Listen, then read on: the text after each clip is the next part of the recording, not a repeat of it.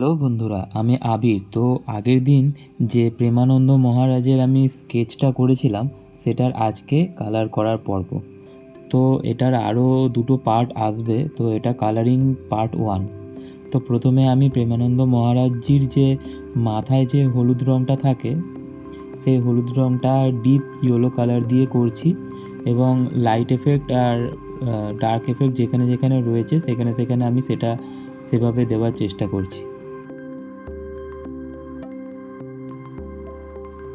এরপরে আমি Premananda মহারাজজির skin colour করার জন্য, যেটা স্কিন কালার অথবা পিচ কালার, সেই পিচ কালারটাই ইউজ করছি, এবং যেখানে যেখানে খুব লাইট রয়েছে সেখানে সেখানে আমি সাদাই ছেড়ে দিচ্ছি।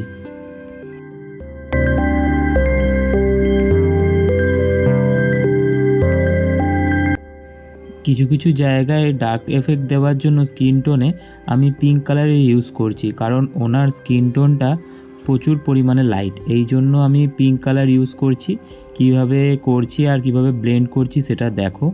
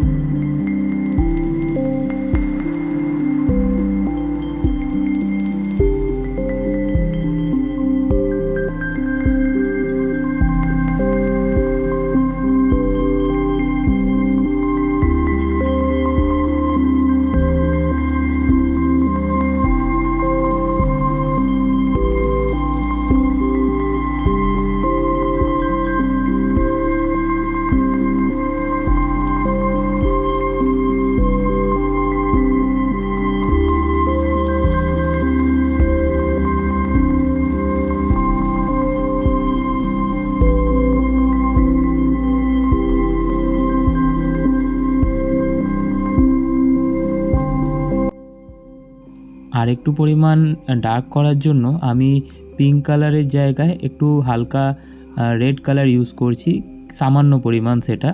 তো তারপরে সেটাকেও আমি ভালো করে ব্লেন্ড করে দিচ্ছি।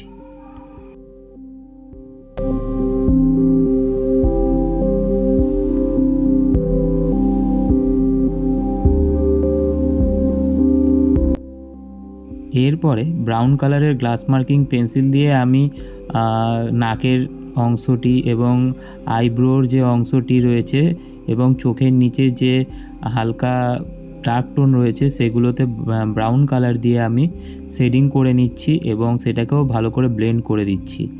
এবং চোখের যে ডার্ক পয়েন্ট, মানে চোখের যে মণি রয়েছে, সেটাকে আমি ভালোভাবে ফুটিয়ে তোলার জন্য ব্ল্যাক গ্লাস মার্কিং পেন্সিলের ইউজ করেছি।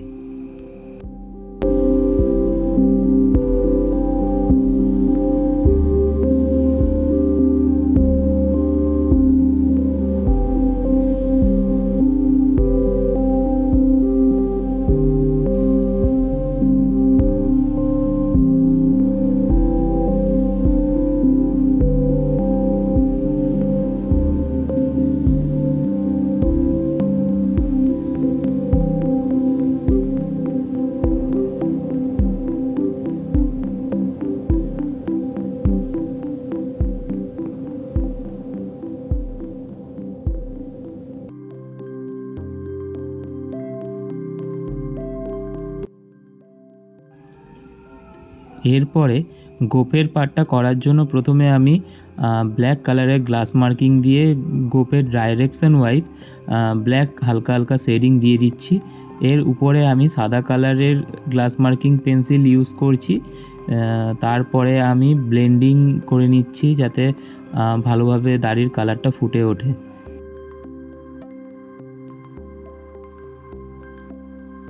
আমি এখানেই আমার পার্ট 1 কমপ্লিট করে ফেললাম। এরপরে পার্ট 2 এবং পার্ট 3 আসবে।